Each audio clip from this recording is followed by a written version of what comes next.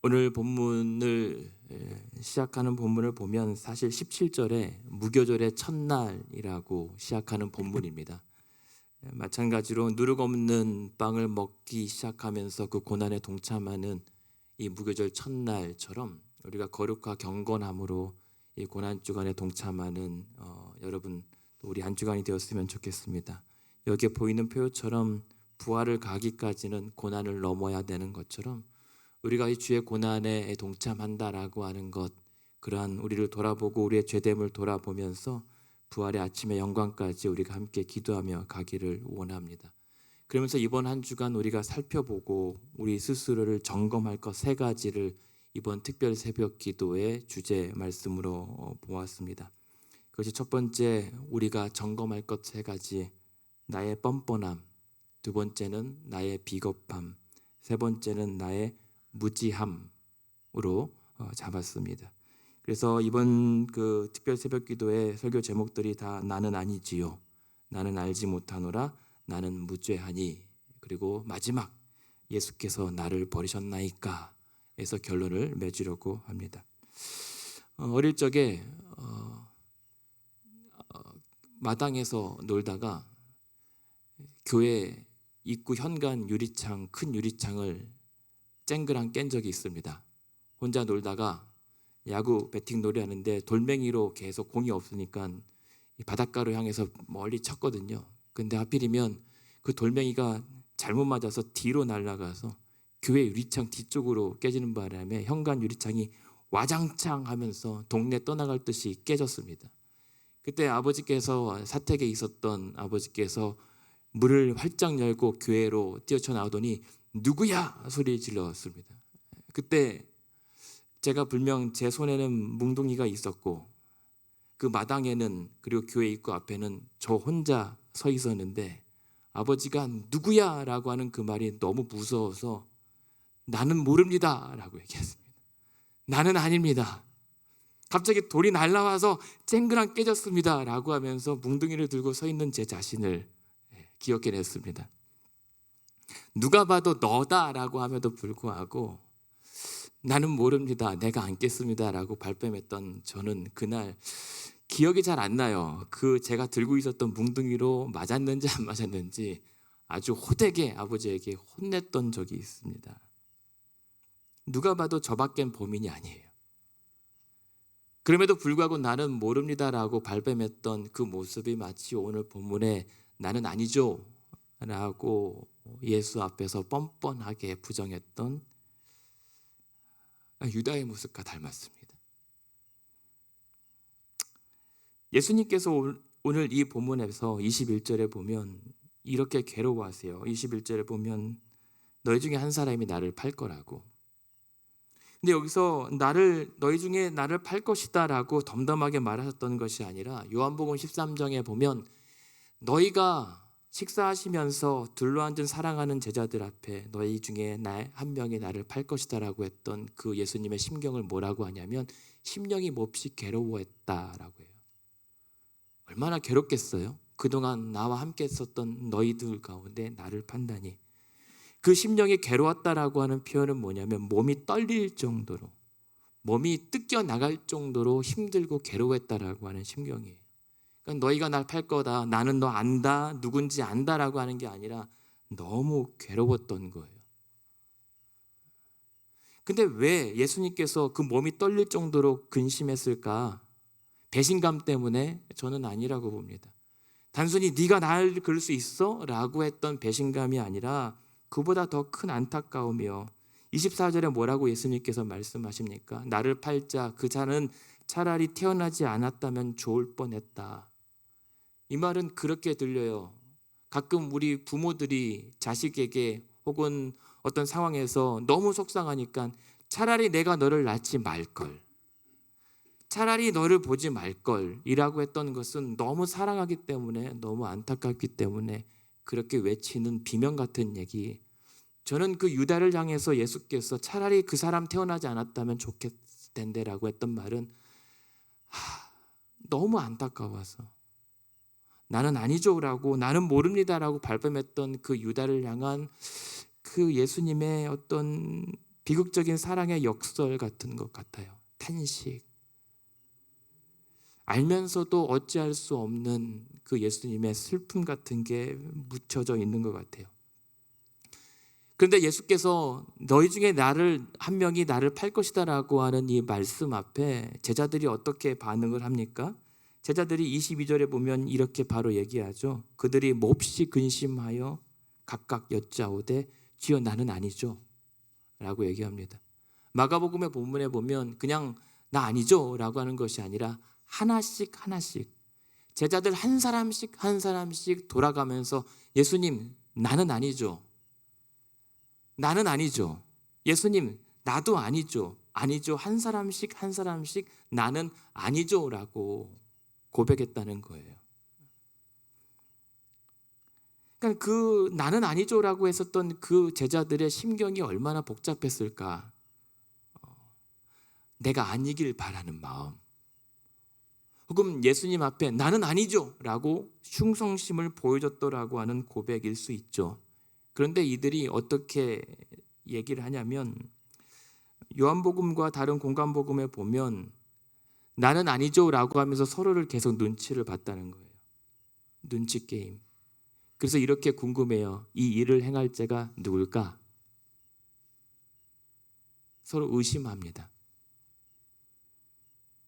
그러면서 어쩌면 나는 아니죠라고 하는데 내가 범인이면 어떨까?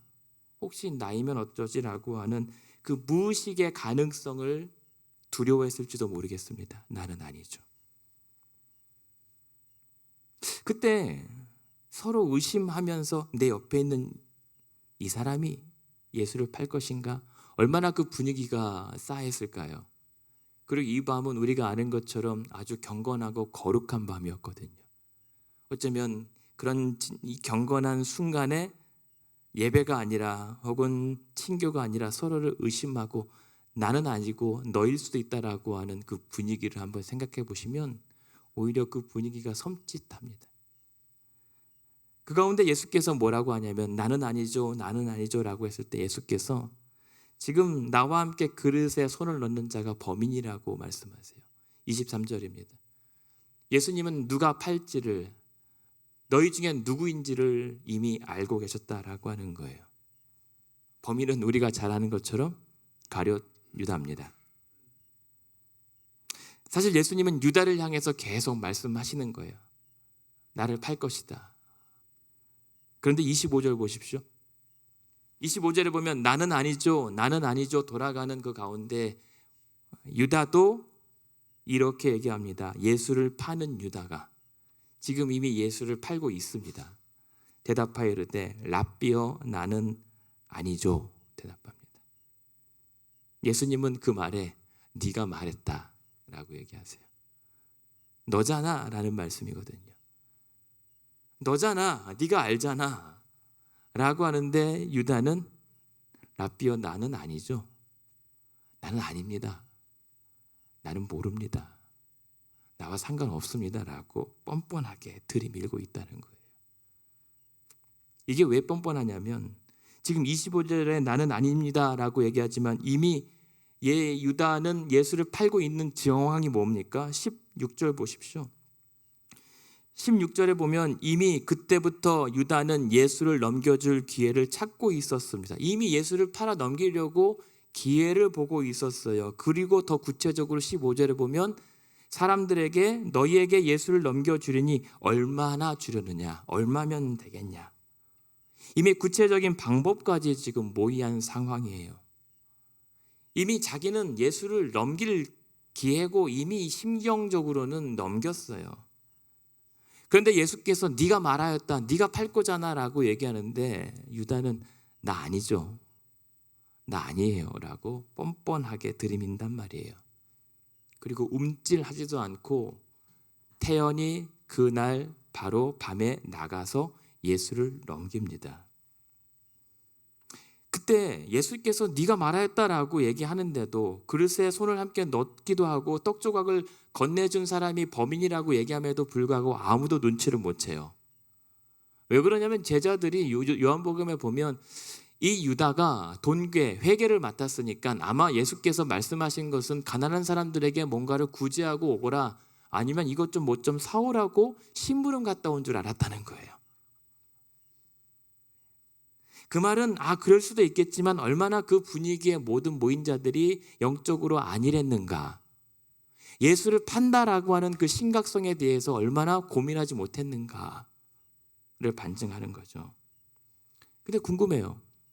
우리는 가룟 유다를 참 나쁜 놈이라고 보는데 왜 가룟 유다는 그렇게까지 할 수밖에 없었는가? 왜 아무리 그래도 그렇지 예수를 은 30종 노예값으로 팔아 넘길 수밖에 없었는가? 이유는 명확하지 않다고 다들 얘기합니다. 어떤 신학자가 얘기했던 것처럼 악에는 명확한 동기가 필요하지 않다라고 얘기해요. 그냥 동기가 필요 없는 거예요. 지금 유다에게 있어서는 그냥 예수가 싫어요. 이제는 내게 예수가 불필요한 거예요. 다른 이유가 없습니다.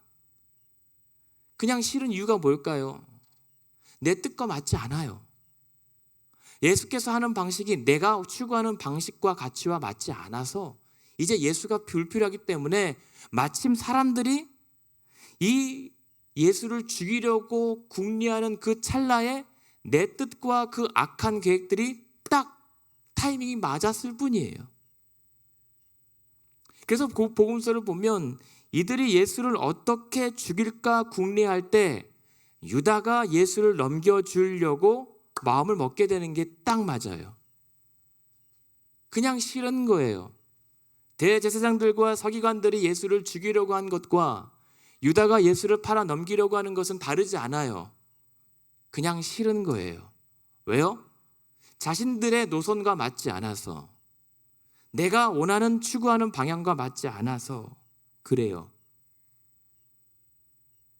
어이없죠. 예수를 그렇게 팔아 넘겼던 동기가 그냥 싫었다라고 하는 이유 때문이라니. 단적인 사례가 사건이 무엇입니까? 오늘 17절부터 이어지는 본문이지만 바로 직전에 어떤 사건이 있어요? 26장 6절부터 16절에 13절에 그 향유 옥합을 깨트린 여인의 사건이 나오잖아요. 예수님께서 이제 혼자만의 장례식을 이제 준비하는데 한 여인이 향유 옥합을 300데나리온이라고 하는 이 옥합을 깨트려 예수의 장례를 준비합니다. 그때 뭐라고 해요? 26장 8절에 보면 제자들이 보고 분개합니다. 화를 내요. 왜 화냈을까요? 네가 왜 어찌하여 이것을 낭비하느냐, 허비하느냐. 이 비싼 것을 9절에 보면 가난한 자들에 팔아서 구제했으면 더 쓸모 있는 가치가 되지 않았겠느냐라고 얘기를 하거든요.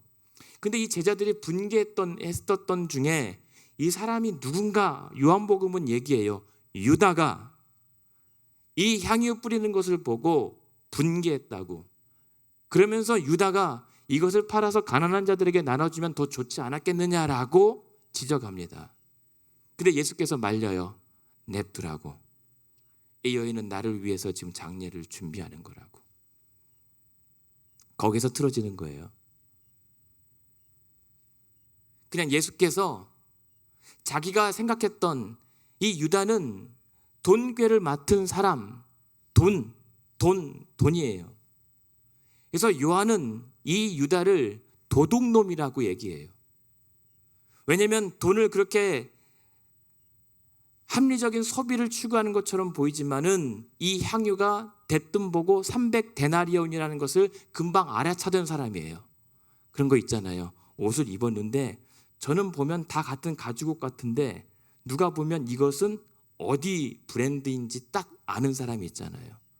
가룟 유다는 그런 사람이에요. 이 향유가 비싼 게 아니라 300데나리온, 한 사람의 1년치 연봉과 바꿔야 되는 값어치 있는 것을 아는 사람이었어요. 합리적인 거죠. 그 돈 팔아서 한 사람한테 콸콸 다 붓느니 가난한 자들에게 나눠준 다음에 훨씬 더 좋은 평가, 좋은 일을 할 수 있잖아요. 근데 예수께서 자신의 그 얘기에 동의해 주지 않았단 말이에요. 그래서 성경은 유다를 돈밖에 모르는 사람으로, 돈에서 돈으로 결정하고 판단하는 사람으로 평가합니다. 실제로 사도행전 1장 18절에 보면 이 유다는 이 돈으로, 예수를 팔아넘긴 돈으로 땅을 삽니다. 땅을 샀지만 그러나 그 땅을 누리지도 못하고 스스로 목숨을 끊어 비참한 결론을 맞이하게 돼요. 근데 오늘 본문에 그런 사건이 있을 때 14절 보십시오. 26장 14절에 보면 그때에라고 얘기하잖아요. 그때에. 이 말은 뭐냐면 그러고 나서 예수께서 그 향유 여인의 이 사건을 지난 다음에 유다에게 혹은 제자들에게 놔두라라고 했었던 그 이후에 유다는 가룟 유다라 하는 자가 대제사장들에게 가서 말하되 내가 예수를 너희에게 넘겨주리니 얼마나 주려느냐 바로 흥정했다는 겁니다. 그냥 싫었던 거예요. 동기가 필요하지 않았습니다. 우리도 마찬가지입니다. 예수를 믿지만 우리도 어느 순간 그냥 싫어질 때가 있을 거란 말입니다. 왜 그럴까? 아무리 그래도 3년 동안 그렇게 같이 했었던 이 유다이고 회개를 맡았으면 그래도 아주 긴밀하게 예수와 함께 논의하고 많은 결정들을 함께 했을 텐데 그거 한번 어긋났다고 싫다고 그렇게 예수를 은삼십에 팔아넘길 수 있었을까? 단순히 그 의견이 맞지 않아서 예수를 팔아넘겼을까요? 아닙니다. 오늘 본문에 나오진 않지만 누가복음 22장하고 요한복음 13장에 보면 이 가룟 유다가 예수를 팔아넘기려고 했을 때가 어느 순간이냐면 조금 전에 말씀드렸던 것처럼 이 대제사장들과 서기관들이 역시 같은 이유로 예수를 어떻게 하면 죽일 수 있을까 궁리할 때 이때에 마침 가룟 유다가 찾아온 거예요. 여러분 다시스로 도망가려고 했었던 요나가 니느웨로 가라고 했었던 하나님의 명령에 거부하고 도망갔을 때 우연히 항구로 갔는데 마침 다시스로 가는 이 배, 우리는 그때 하나님의 뜻이 여기 있구나라고 어거지를 써요. 우연한 것 같은데 마침, 근데 그것이 하나님의 뜻을 거스르는 타이밍이었단 말이에요. 어쩌면 지금 대제사장들이 어떻게 하면 예수를 죽일까 했는데 마침 가룟 유다가 찾아온 거예요. 거래가 잘 이루어졌던 겁니다. 유다에게도 어쩌면 맞다, 이게 맞는구나 라고 했을 수도 있어요. 죄악의 기가 막힌 타이밍이요, 사단은요 그냥 허투루 일하지 않습니다. 그래서 누가복음, 요한복음에 보면은 예수께서 심지어 이 요한복음에서는 세족식, 제자들의 그 더러운 발을 씻어줄 때 사단이 유다에게 들어갔다라고 얘기해요. 지금 오늘 본문에도 15절에 보면 예수를 팔아 넘기려고 했을 때 왜 그랬는가? 사단이 유다에게 들어갔기 때문이라고 얘기하는 거예요. 사단의 미혹에 넘어간 거예요. 그러면 유다 잘못은 없네요. 어떻게 보면 사단 탓이네요. 근데 사단이 왜 그랬을까요? 왜 그 유다 안에 들어갈 수 있어서 예수를 팔아 넘길 수 있었을까요? 오늘 22절을 보십시오. 예수께서 너희들 중에 한 명이 나를 팔 것이다 라고 했었던 제자들이, 다른 제자들이 예수를 뭐라고 얘기합니까? 주여 나는 아니지요 라고 얘기한단 말이에요. 그런데 여기서 25절에 보면 예수를 파는 유다가 대답하면서 예수께 뭐라고 얘기합니까? 랍비여 나는 아니죠 라고 얘기하죠. 49절 한번 보시겠습니까? 49절에 보면 가룟 유다가 나중에 예수를 잡으러 갔을 때 예수를 뭐라고 부릅니까? 랍비여 안녕하십니까 라고 하면서 그 입술로 입맞춤까지 합니다. 다른 사람들은 예수를 주여, 큐리어스라고 얘기합니다. 주인님이라고 얘기해요. 유다는 지금 예수님을 랍비여, 선생님이라고 부른단 말이에요. 마태복음에서 특별히 랍비라고 쓰여졌던 것은 예수께서 저 문안받는 걸 좋아하는 랍비처럼 칭함받지 말라고 하는 겁니다. 랍비는 선생이라고 하는 뜻, 그래서 예수를 아직 모르는 상태에서 일컫던 호칭이 랍비입니다.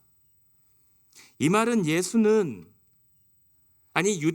예수님을 아직도 주님이 아니라 그냥 선생이었던 거예요. 자기의 욕망과 자신의 바람과 자신의 적성과 자신의 가치가 어느 정도 부합해서 따를 만한 인물에 불과했단 말입니다. 그래서 랍비예요. 아직도 선생님. 그 말은 뭐냐면 나의 주인님이 아니라 선생이기 때문에 내 소신과 내 가치와 내 철학이 맞지 않으면 언제든지 예수를 떠날 수 있다라고 하는 상태를 반영하는 거예요.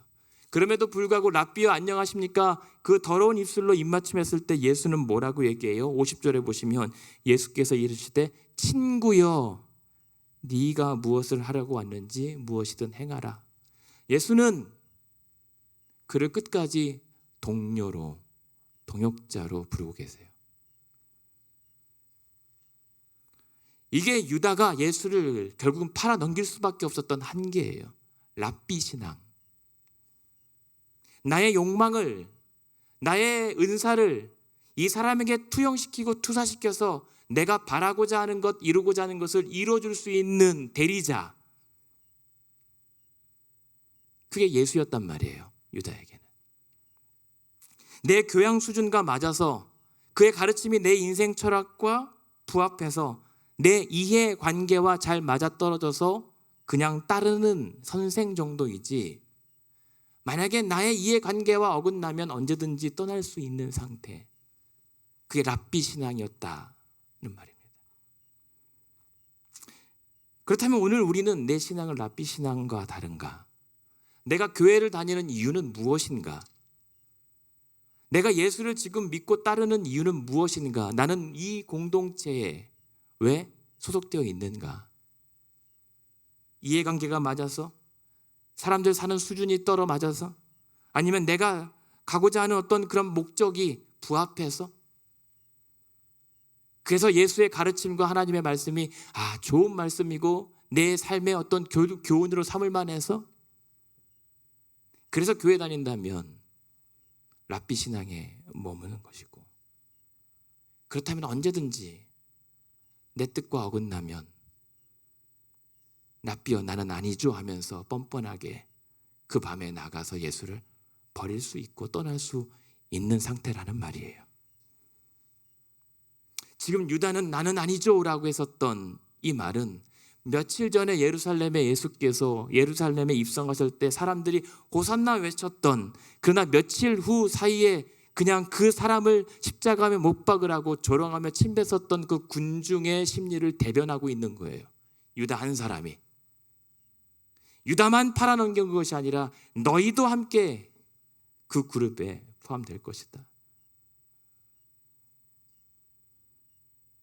그러면서 자신이 그런 줄도 모르고 뻔뻔하게 나는 아니죠 라고 할 수 있는가? 이들은 예수께서 왜 십자가를 지셔야만 했는지를 알지 못한 상태예요. 그래서 서로 의심하고 나만 아니면 된다라고 하는 제자들의 영적 안일함을 고발하는 거죠. 보세요.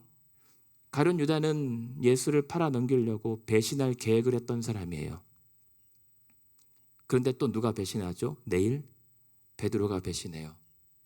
베드로는 예수를 팔아넘길 배신할 계획조차 꿈도 꾸지 않았던 사람이에요.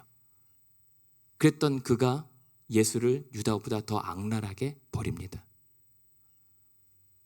나는 아니죠. 나는 아닙니다. 나는 절대 그러지 않을 겁니다 했던 사람이 더 얄미운 거잖아요.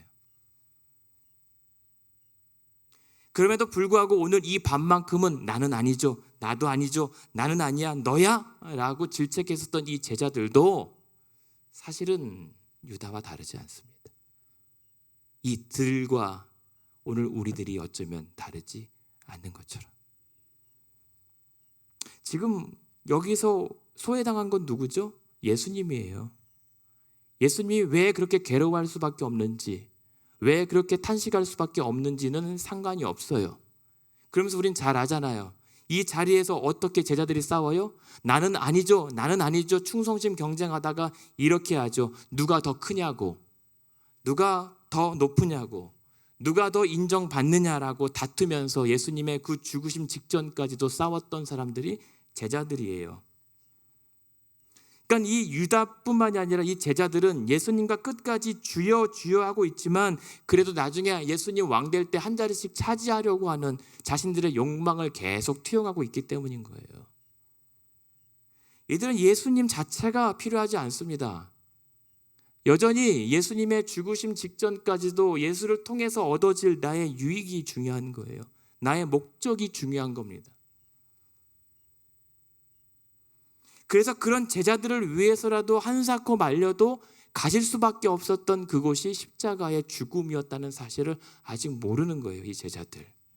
마찬가지 우리도 교회를 오래 다녀서 그냥 그게 당연한 줄로 알아서 전혀 예수께서 지금 저와 여러분 우리를 내다보면서 차라리 너는 태어나지 않았으면 좋았을 것을 쯧쯧쯧 하고 있을 예수의 괴로움들, 내가 너희를 위해서 그렇게 해서 죽을 수밖에 없었다라고 하는 이 고난의 비통한 심경을 우리는 안중에도 두지 않은 채 오늘 이 교회를 통해서, 이 신앙을 통해서, 내 믿음을 통해서 무언가를 이루려고 하는 욕망에 우리는 사로잡혀 있는 것은 아닌가.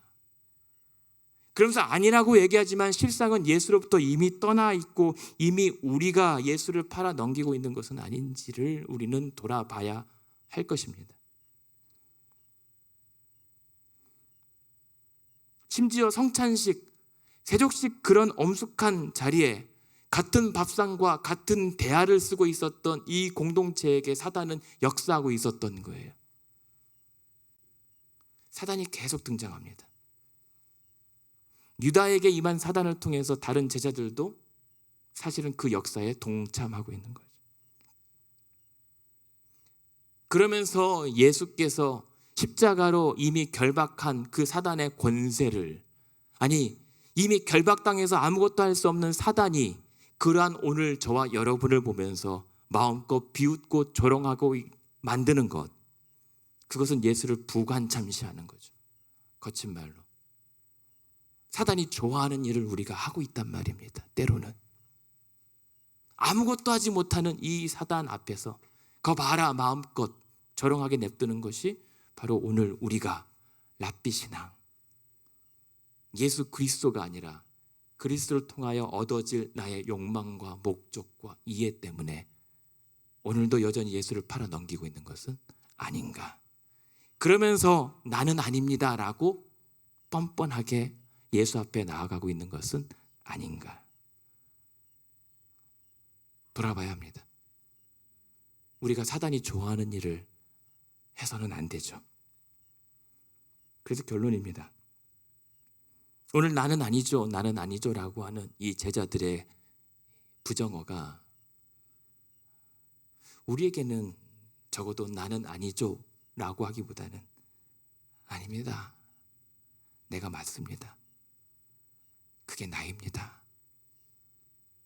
내가 예수를 못 받고 내가 예수를 팔고 있습니다 라고 고백할 수 있는 부끄러움이 우리에게 회복되기를 원합니다. 얼마면 돼?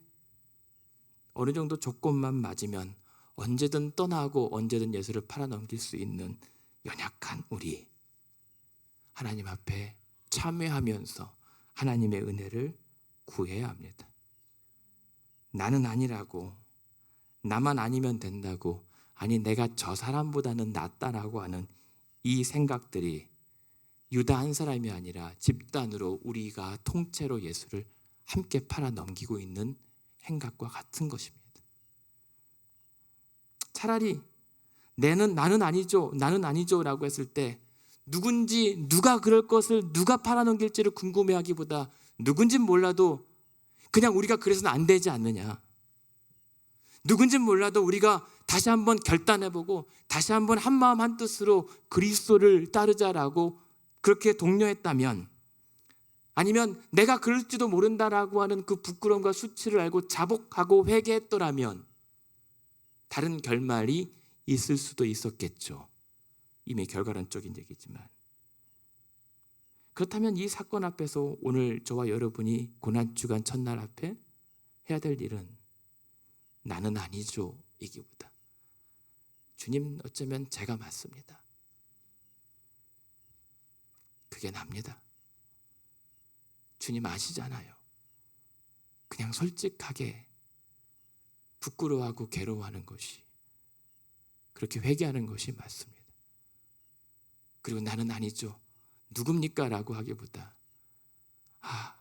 우리가 서로 비방하고 의심하고 예수의 괴로움보다 예수를 누가 팔 것인지에 대해서 궁금해하는 호기심 덩어리의 공동체라면 하나님, 그러한 자들 되지 않게 하여 주시옵소서. 오히려 그러한 마음이 있는 자도 돌이키게 할 수 있는 그러한 공동체 되게 하여 주시옵소서. 그래서 오늘 이 아침에 함께 기도하기를 원합니다. 주여, 나를 도와주시옵소서. 주님, 우리를 도와주시옵소서. 랍비 신앙이 아니라 당신의 생명과 맞바꾼 나의 구원이기에 이제는 나도 나의 생명과도 바꿔드릴 수 있는 구주를 믿는 구주의 신앙으로 성장해 나가게 하여 주셔서 뻔뻔함 아니라 오늘도 두려움과 떨림과 때로는 부끄러움과 그래서 더 경외함의 믿음이 회복되기를 주님의 이름으로 축원합니다.